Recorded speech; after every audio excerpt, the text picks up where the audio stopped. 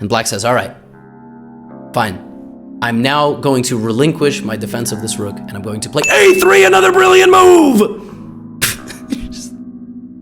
You see, black's entire game plan of knight b7, knight d7, winning the bishop on c5 and the pawn, to play a3. The rook is losing a defender, but it gained another.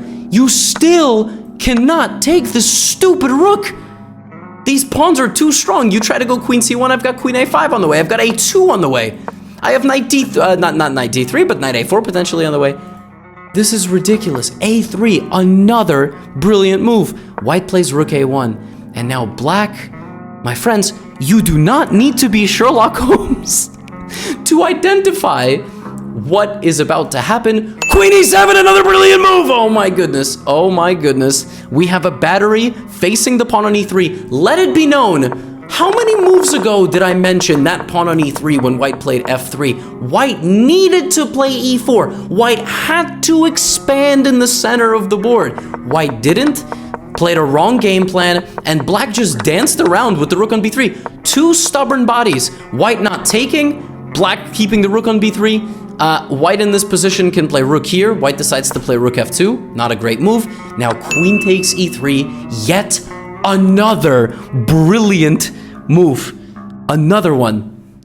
So brilliant. Now, recapturing the queen, unfortunately, not given a brilliant move. That, unfortunately, was straightforward. And now, my friends, in this position, perhaps the most dazzling, destructive, dominant, scintillating, captivating, exhilarating, brilliant move thus far of this entire game. Can you tell that I may or may not be sarcastic at this moment?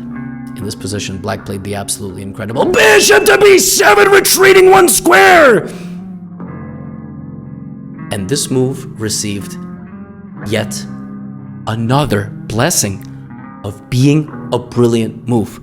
White, in this position, plays king to g3, walking into this. Desperate times call for desperate measures, and now the move heard around the world, the 11th brilliant move of this entire game, with this rook hanging on this position. For like the last few moves, rook b2 was possible. There was absolutely no reason to keep the rook there. d4, with the intention of opening up a pressure over here. If takes, the rook now joins the party. Rook takes f3, rook takes f3, rook takes f3. And in this position, white can move the king out the h-file or into the line of sight of the bishop.